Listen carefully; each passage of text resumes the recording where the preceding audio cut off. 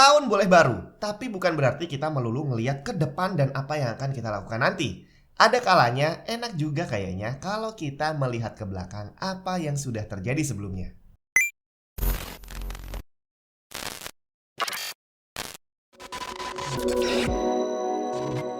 Halo semua, Jun di mana? Hari ini kita akan membahas tentang sejarah teknologi dalam 1 minggu ke depan. Berarti apa yang terjadi dari tanggal 1 Januari sampai 8 Januari nanti. Tapi sebelumnya, video ini dipersembahkan oleh Asus ROG Delta S Animate. Headset ringan dari Asus dengan fitur yang berat banget. Tampilannya keren dengan customizable Animatrix display dan Sunwave light effect yang bikin headset ini semakin keren. Detail audionya luar biasa dengan digunakannya Hi-Fi ISS 9281 Quad DAC, MQA, serta Asus Essence Driver dan Airtight Chamber Technology. Dengan Asus AI Noise Cancelling, suara mikrofon yang dihasilkan sangat jernih untuk ngobrol di dalam game. Bobotnya cuma 310 gram dengan desain ergonomis ear cushion yang sangat nyaman di telinga. Menggunakan connectivity USB-C yang kompatibel untuk PC, laptop, Mac, PlayStation, Xbox, Nintendo Switch, dan mobile device. Asus ROG Delta S Animate. Sekarang semua orang udah fasih ngetik .com, .net, .co.id dan segala macam lah.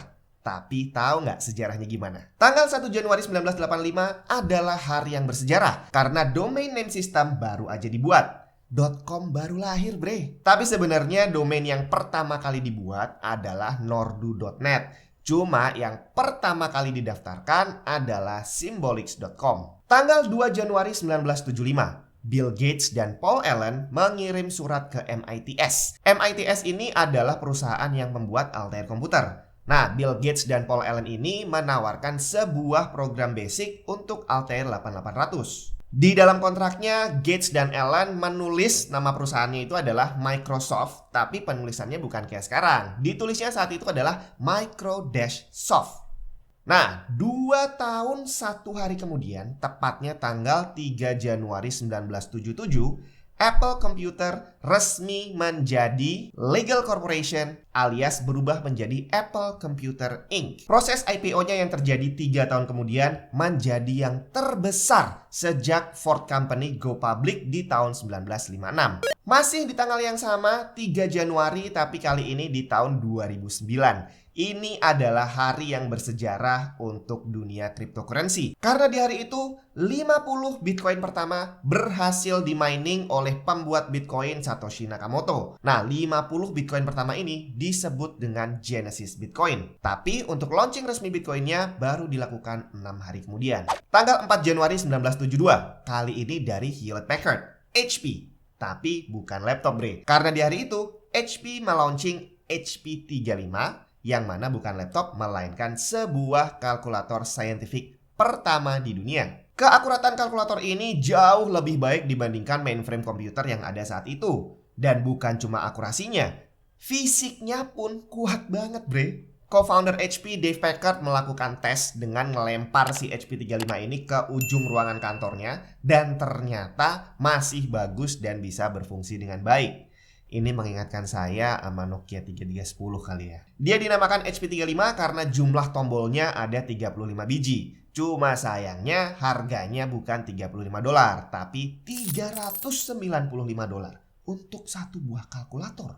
Tanggal 5 Januari 1984. Richard Stallman mulai mengerjakan GNU Operating System yang rencananya akan dibuat menjadi Unix-like OS. Setelah digabungkan dengan Linux kernel, akhirnya GNU Linux menjadi salah satu operating system open source yang paling populer saat ini. Dengan keyakinan bahwa semua orang seharusnya bisa menggunakan software dengan gratis dan bebas memodifikasinya, akhirnya Stallman mendirikan Free Software Foundation dan menulis GNU GPL, sebuah free software license yang paling populer. Kemudian kita beralih ke tanggal 6 Januari. Nah, di tanggal ini banyak banget kejadian bersejarah di dunia teknologi. Dimulai dari 6 Januari 1938. Buset dah. Yang udah pernah sekolah pasti udah kenal yang namanya sandi Morse. Nah, di hari itu sang pembuat sandi, Pak Samuel Morse, dia mendemonstrasikan sistem telegraf untuk pertama kalinya di Speedwell Iron Works di Morristown, New Jersey. Teknologi telegraf ini benar-benar merubah dunia komunikasi jarak jauh saat itu. Dia berhasil mencapai kejayaannya antara tahun 1920 sampai 1930. Dan walaupun setelah itu mulai tergeser oleh telepon, fax, dan email, tapi telegraf masih bertahan sampai tahun 2006, di mana Western Union, perusahaan telegram yang paling terkenal, mengirim pesan telegrafnya yang terakhir. Tanggal 6 Januari 1984, Hitachi mengumumkan produk memori chip terbaru mereka dengan teknologi yang sangat canggih. Tahu nggak berapa kapasitasnya? 1 megabyte. Masih di tanggal yang sama, 6 Januari tahun 2000, kali ini Steve Jobs memperkenalkan Mac OS X untuk pertama kalinya. Mac OS X ini benar-benar revolusioner sebenarnya. Dia merubah cara kita menggunakan komputer untuk selamanya. Karena Mac OS X ini adalah basis yang digunakan untuk iOS yang akhirnya dipakai di iPhone, iPad, dan iPod. Dan tepat 4 tahun kemudian, 6 Januari 2004, iPod mini dirilis oleh Apple. Walaupun saat itu udah banyak gadget kecil yang menamakan dirinya portable MP3 player, tapi nggak bisa dipungkiri, iPod mini merombak semuanya. Dari bentuknya yang lebih elegan, sampai kapasitasnya yang sangat besar dibanding para pesaingnya saat itu. Hari ini semua orang udah biasa pakai telepon, tapi pakainya handphone. Mungkin anak-anak zaman sekarang malah belum pernah kali ya ngelihat telepon yang pakai kabel di rumah. Jadi boleh dibilang telepon kabel sekarang udah jadi langka. Sama seperti tanggal 7 Januari 1927. Telepon kabel bukan lagi langka, tapi malah belum ada. Padahal di hari itu, layanan telepon transatlantik pertama resmi diluncurkan untuk publik.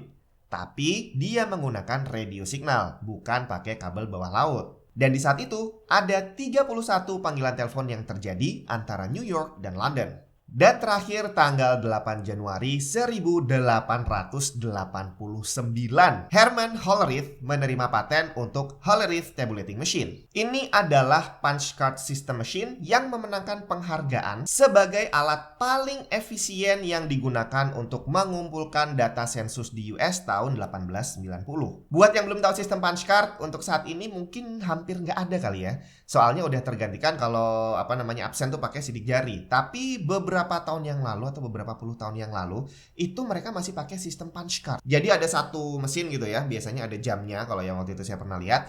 Terus orang kalau masuk kerja masukin kartu, habis itu di stamp gitu. Terus diambil, muncul di situ masuknya jam berapa. Nanti kalau mau istirahat, masukin lagi, di stamp lagi, muncul istirahat jam berapa dan nanti pulang seperti itu. Nah, itu adalah salah satu contoh punch card. Nah, mesinnya Pak Hollerith ini adalah versi pertama kalinya. Jadi kalau di tahun 90-an dulu, hampir semua kantor menggunakan punch card. Nah, mesinnya Pak Hollerith ini adalah versi 1 abad sebelumnya.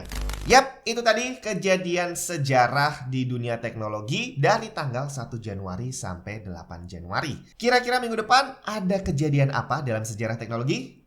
Tungguin aja sambil subscribe dan like video ini.